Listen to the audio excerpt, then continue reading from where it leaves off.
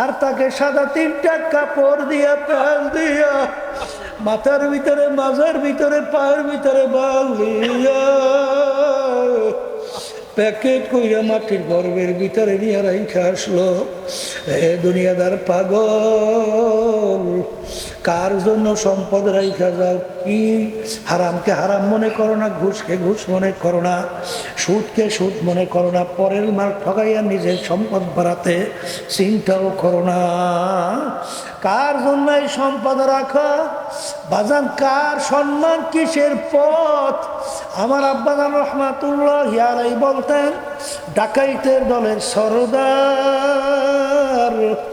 ওর কত পাওয়ার, দলীয় লোক কোনো অন্যায় করলে অনেক সময় গুলি করেও মাইরা ফেলায়, কিন্তু আর মাতুব্বাড়ি সরদারি সম্মান কতক্ষণ? পুলিশের হাতে অ্যারেস্ট হওয়ার আগ পর্যন্ত। যখন পুলিশের হাতে অ্যারেস্ট হইয়া ওকে যখন ফালাইয়া বুট দিয়া লাগতে, যখন পাড়ায় হাড্ডি গুড়ি ভাইয়া ফালায়, কই যাইবে আর সারগিরি, কোথায় যাইবে বাবুগিরি? ঠিক হে দুনিয়াদার পাগল, হে ক্ষমতা সম্পন্ন আমার বাবারা, হে পর্দার আড়ালের মা বোনেরা, আজকে দুনিয়ার সম্পদের গরমে, ক্ষমতার গরমে, বিভিন্ন কায়দায় সম্মানের গরমে, বংশের গরমে, আর এই শিক্ষার গরমে ধরাকে সরাগান মনে করো না। এই ক্ষমতার সম্মান কতদিন? মাতুব্বাড়ি সরদারি কয়দিন? আজরাইল আলাইহিস সালাতু ওয়াস সালামের হাতে অ্যারেস্ট হওয়ার আগ পর্যন্ত চলবে। কিন্তু যেদিন আজরাইল তোমার বাড়ির দরজায় যা যখন সিটি বাজাইয়া বলবে, এখন দুনিয়ার হালাত তাকাইয়া দেখো, কত ইনজেকশন শরীরে তোমার পুশ করে, কত স্লাইন পুশ করে, কত ঔষধ প্রয়োগ করে, তোমাকে তো আর রাখতে পারে না। অ্যারেস্ট তো হইয়া গেল আজরাইলের হাতে, এখন তোমার কি হালাত, কি অবস্থা?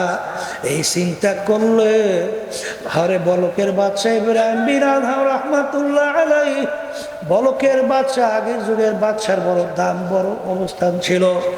বাজান, এক মুসাফির বাড়ির দরজায় বাদশার সঙ্গে দেখা করার জন্যে দরজা ধাক্কাধাক্কি করে। ভাড়াদাররা বলে, ব্যাপার কি? কলে বাদশার সঙ্গে একটু দেখা করব। কলে নিয়ম ছাড়া দেখা করা যায় না। বাদশার কানে যাওয়ার পরে বাদশা বলল যে, সাইরা দাও, কোন পাগল আসছে দেখা করার জন্য, আসুক। সালাম দিয়ে বলে, বাদশা রে, আপনার এই মুসাফিরখানা আমি একটু থাকতে চাই। বাদশা বলে, বোকা, তুই তো আমার সম্মান নষ্ট করছ। আখারে, এটা তো আমার রাজ সিংহাসনের স্থায়ী বাড়ি। মুসাফিরখানা বাড়ির দরজায়। কলে, হুজুর, ওইটার পরিচয় কি? মুসাফির রাস্তায় চলতেছে, অস্থায়ীভাবে বসবাস করলো, মানে অস্থায়ীভাবে রাত্রি যাপন করলো, আবার ভোরে উঠে তার গন্তব্যের দিকে চলে গেল, এরকম অস্থায়ীভাবে আসে যায়, তাকে বলে মুসাফিরখানা। হুজুর, স্থায়ী বাড়ি কাকে বলে? যেখানে সব সবার জন্য মানুষ বসবাস করে। তখন মুসাফির পাগল বলে, হুজুর, তাহলে দুনিয়া সৃষ্টির পর থেকে মনে হয় আপনি এই বাড়িতেই আছে। তখন বাদশা বলে, পাগল মুসাফির, না না, আমার আগে ছিল আমার আব্বা। আপনার আব্বা কোথায়? সে তো কবরে। পরে হুজুর, সে কি আসবে না? বলে, পাগল মুসাফির, একবার মানুষ দুনিয়ার থেকে বিদায় নিয়ে কবরে গেলে আর দ্বিতীয়বার আসে না। হুজুর, আপনার আব্বার আগে দাদা, সে কোথায়? কবরে। সেও আসবে না? না, আসবে না। হুজুর, আপনি মনে হয় চিরজীবন থাকবেন। ওরে পাগল মুসাফির, কুল্লু নাফসিন যায়িকাতুল মাউত, মানুষ মরণশীল। আমি একদিন দুনিয়ার থেকে বিদায় নিয়ে আমি একদিন কবরে যাব। তখন মুসাফির বলে, বাদশা রে, তাহলে আপনিও কি আর আসবেন না? না, আমিও আর কোনোদিন আসবো না। তখন মুসাফির বলে, বাদশা, আরে, তুমি বলছো স্থায়ী বাড়ি, আমাকে বলছো তুমি বোকা। আসলে বড় বোকা তো তুমি, বাদশা। কারণ তোমার বাড়ির দরজায় মুসাফিরখানা একবার মানুষ থাই চইলা গেলে আবার আইসা থাকতে পারে, কিন্তু তোমার এই মুসাফির খানা থেকে যদি একবার কেউ বের হইয়া যায় আর কোনো দিন আসে না। মুসাফির হাম হাসাবা হ্যায় কবর আখের ঠিকানা, कोई आगे रवाना है कोई पीछे রওয়ানা।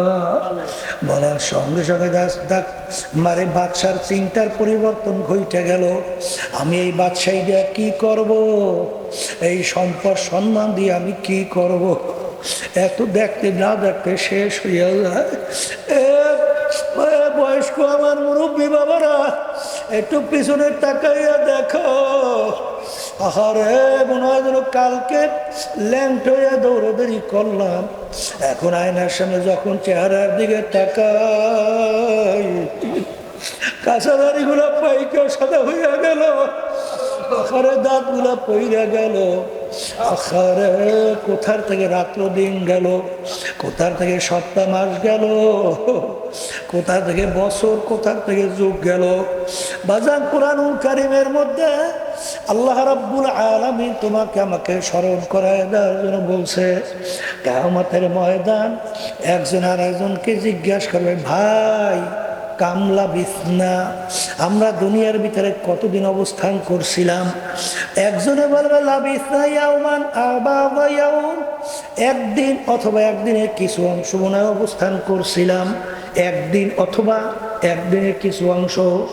আর একজনে বলবে ভাই না না, ফাসআলিল আদ্দিন, ফাসআলিল আদ্দিন।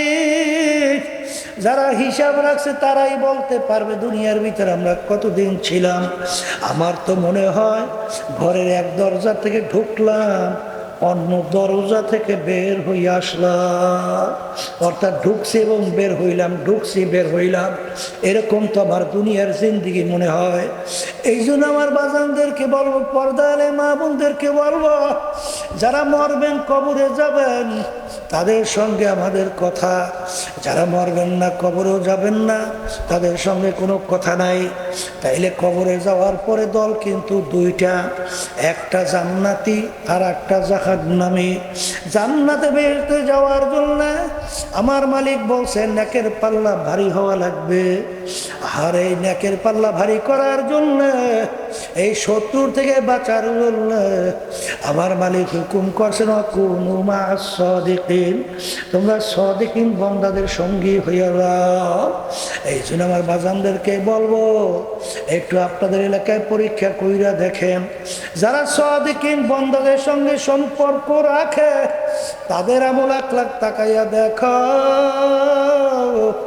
বাজান যখন নাকি ফজরের সময় শীতের ভিতরে কনকই না, ঠান্ডার ভিতরে ল্যাপ কম্বল মুড়া দিয়া ঘুমায়, আর ওদিকে আল্লাহর পক্ষ থেকে যখন দাওয়াত দেয় আসসালাতু খায়রুম মিনান নাওম, ঘুম হইতে নামাজ ভালো, তখন ল্যাপ কম্বল ফালাইয়া ঠান্ডা পানির ভিতরে উযু কইরা পাগলের মতো উঠে ধরে মসজিদের ভিতরে আল্লাহর সামনে দাঁড় হয়, আসে না না? তখন আগে নামাজ ভালো লাগতো, এখন হুঁশ থাকতে নামাজ ছাড়ে না। আগে রোজা রাখতো না, এখন আল্লাহর ফজলে রোজা ছাড়ে না। আগে মিথ্যা বিভিন্ন জুলুমের ভিতরে নিমজ্জিত ছিল, এখন নাই। বাজার আগে চোখে পানি ছিল না, এখন চোখের দিকে তাকাইয়া দেখো চোখের ভিতরে টল টল টল টল করে বাইয়া বাইয়া পানি পড়ে।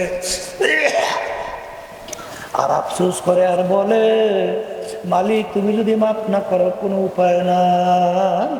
এই জন্য আমার বাজানদেরকে বলবো, পর্দারে মা বোনদেরকে বলবো, দলাদলি বুঝি টুঝি না। আমাদের উদ্দেশ্য নেকের পাল্লা ভারী করা, গুনার পাল্লা হালকা নিয়া দুনিয়ার থেকে বিদায় নিয়ে কবরে যাওয়া। যেখানে গেলে নেকের কাজ করার আগ্রহ বাড়ে, নেকের কাজ করার সুযোগ আসে, এরকম জায়গায় তো আমাদের যাওয়া লাগবে। এই জন্য আমার বাজানদেরকে বলবো, কাল ক্ষেপণ না কইরা মালিক যখন নিয়ে আসছেন, মালিক বড় দয়ার মালিক, বড় মায়ার মালিক, যদি আমার মালিকের কাছে চাওয়ার মতো চাইতে পারো, তাওবাতুন নাসুহা খালেস তাওবা যদি করতে পারো, পাহাড় পরিমাণও যদি গুনাহ হইয়া থাকে, আমার মালিক ওয়াদা করছে শুধু গুনাহ মাফ করবেন তাই না, সমস্ত গুনাহকে নেকের দ্বারা পরিবর্তন কইরা দিবে। আল্লাহুম্মা আমিন। হে ঘরের